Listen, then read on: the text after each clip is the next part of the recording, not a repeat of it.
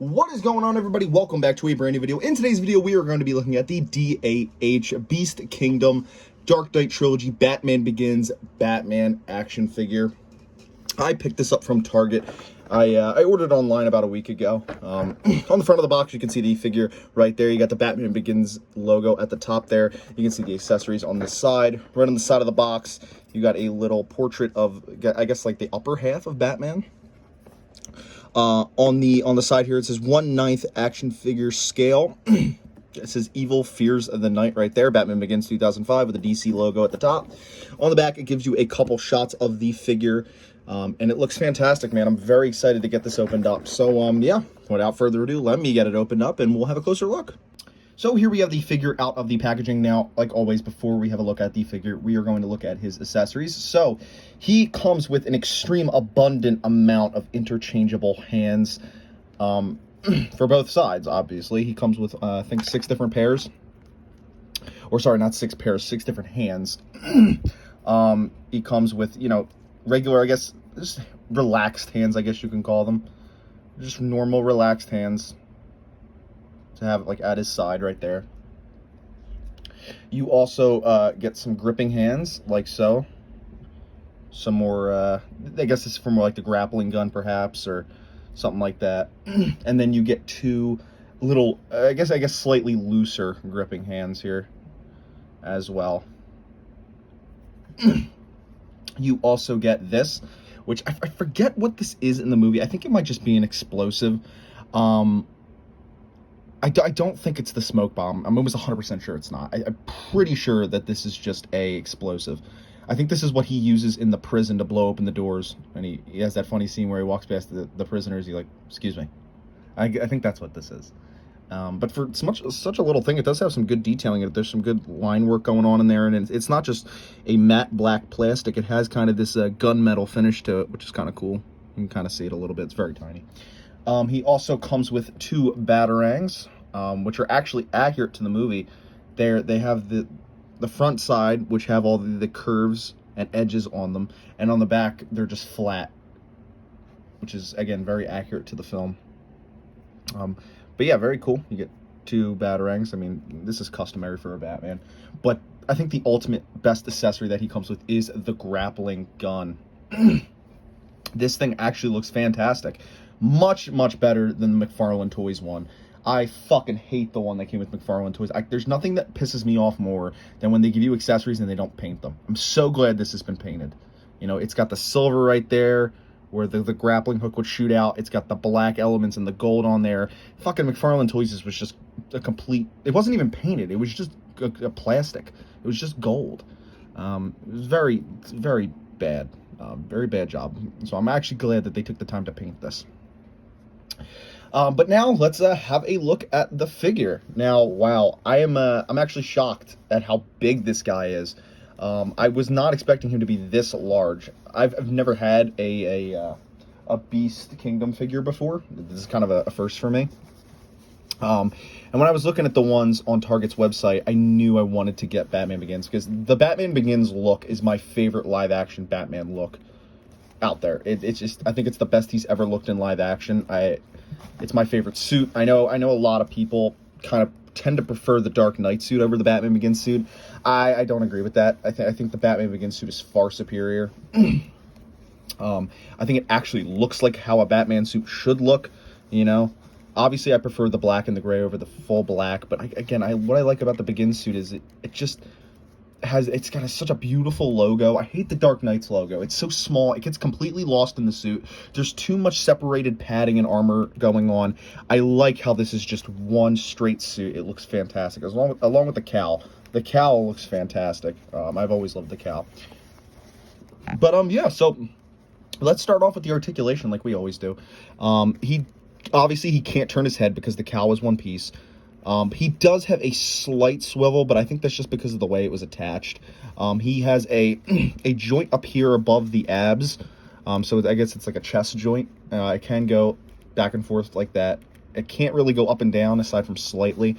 He has a waist joint as well, where I think he can turn at the waist. Yeah, he can slightly turn at the waist, but it's hindered because of the belt. He has full arm articulation. He can go out like that. regular bend at the elbow. I don't think it's double jointed, actually. Oh, it is double jointed. Okay, it is double jointed. He's got a joint at the top and the bottom. He has full wrist articulation. It can go out like that. I think it can go in and out. Yeah, it can go in and out as well. Knee articulation, he does have double jointed knees. I was gonna say, I couldn't tell. He also has the feet articulation, very reminiscent of McFarlane toys. His ankles can go up and down. They can spin all around like that. Got a bit of hair there at the bottom. So at first glance, this figure is absolutely beautiful. Again, I love the scale. It's a very good scale. I'm always been a 7 and 8 inch type of guy. I will settle for 6 inch. I will not go much lower than that. When it comes to figures, if you're smaller than 6 inches, I start to lose interest. I don't mind bigger figures like the Hot Toys scale or whatever, like 1 in 6 scale figures. I don't mind those. I have some figures like that, but my ultimate preference is the 7 and 8 inch type of thing here. So again, at first glance, he looks fantastic. I do have some issues though. His joints, I've noticed, are very loose. He's got very loose joints, which is a very big aggravating factor when it comes to action figures for me. I can't stand loose joints, and he does have some loose joints in the shoulder area. He kind of has it in the legs a little bit. It's not too bad, thankfully. He also has a bit of a hard time standing because of the way the feet are sculpted. They're sculpted in this very blocky, archaic way. It just looks, hinders kind of the standing straight up. It can be done, obviously, like you just saw, but it definitely is it takes a little bit of doing. I had to fucks with it a little bit before I put him in on camera here, but I love this cape. It is gigantic, how it was in Batman Begins, and it's actually the right looking material. It's this felt look, kind of how it's supposed to look like, kind of like bat skin underneath. It looks fantastic, and there's wires in the cape. My only problem is you can't really keep it up like that. The wires aren't strong enough, and they're not put in the right places to where you can have it out like that, kind of like what you can do with the McFarlane Toys one, which I actually will bring in right now to give you a little comparison of. So here is the McFarlane Toys. Obviously the scale is very, very different. And now, obviously, as to which one I think is better, I gotta hand it to the Beast Kingdom one. It's better in terms of accuracy. I think, it just looks just like Batman Begins. This is a great figure, do not get me wrong. I love this figure, but I have some problems with it. It has the spacing there at the neck, obviously for the head movement. For whatever reason, he has this like pebble pattern in here, in between the gauntlets. I don't know if you can make that out right there. Like, that's inaccurate. I don't know where he got that from. If you also look at his wrist, he has this extra, like, ball joint right here under this. I will say, though, and this is such a nitpick, but I do like the gauntlets on this one better than this one. They're way too long on this one, and I don't think they're shiny enough. They wouldn't have been that long in the movie, but again, that's, like, such a nitpick. And I think I do, as much as I love this cape, and I like the size of it, I think I'm going to have to go with the McFarlane Toys one, though. Only because you can do this. I like that you can put the cape out with a wingspan. This is something that I think all Batman figures should have. You should be able to put the cape out to make it look like he's in a glide. I think that is a customary thing when it comes to Batman. This one cannot do it, unfortunately. You can try, it just does not work. On this figure, you can keep it, and then it'll just fall right back down. Which, again, is a little unfortunate, but I get it. It's because of the soft nature of the cape. I'll zoom out here so you can kind of get a better understanding how big this cape is. Huge looking cape right there, but it just keeps falling down to its side, which is, again, unfortunate. But, again, it allows you to have this sort of look where he drapes the cape over his shoulders, very, like, Batman the Animated Series like, very Michael Keaton-like, when he has it like that, and that's just a great look. For it, again, only other problem, it doesn't really stay all too well. The cape kind of wants to, it kind of has that memory, that muscle memory, where it just kind of wants to bunch out. So I might have to, like, get something to keep that down. I might get some clear tape or something. Just nothing too crazy. I don't want it permanently to stay like that. But, I would like to keep the figure more like that. It's just very Batman Begins-esque look. You could always drape the cape over the shoulders if you'd like like so. This is also another way to display it, which I also might do. That's kind of my preferred look for Batman in most cases. I like the cape kind of being not fully over the shoulders, but like halfway. I've always think that's a good look for Batman. Kind of like, again, kind of like that. You know, I just think it looks good.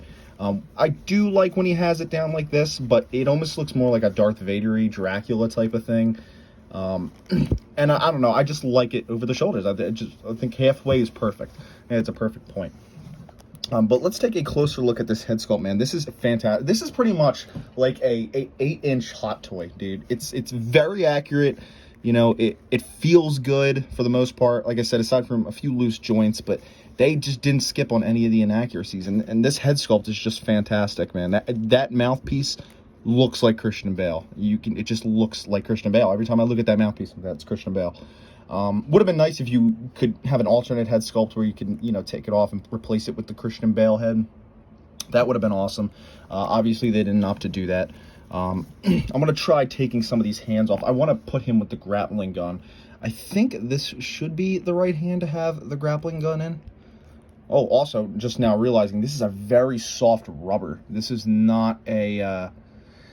not the type of plastic that I thought it was when I was holding it. It's a meshable rubber type of feeling. Let me see. This might be the wrong hand. I'm not going to lie. Try and push it in there. It's going to take some doing, but I think you can get it in. I will try this one, though. I don't think this is the right one. Yeah, it's just not going to stay in this hand. This hand is too loose. Not really sure what this hand would be for then. I mean, you can't really have... Again, I guess it's just a relaxed hand, I suppose. Let me try this one, and we'll try and... There we go. This one should do the trick. Yup, perfect. Fantastic. All right, let's try and pull this hand off here. Hopefully it doesn't give me too much trouble. All right, not too bad. Now let's see. Putting it back on is always worse. Always worse putting it back on. Yup. It's always much more of a challenge. I'm going to do this off camera here. And then if it gives me too much trouble, I will cut, and then we'll just come back. There we go. Not too bad. But like I said, always more of a hard time, you know, trying to put it back on versus taking it off.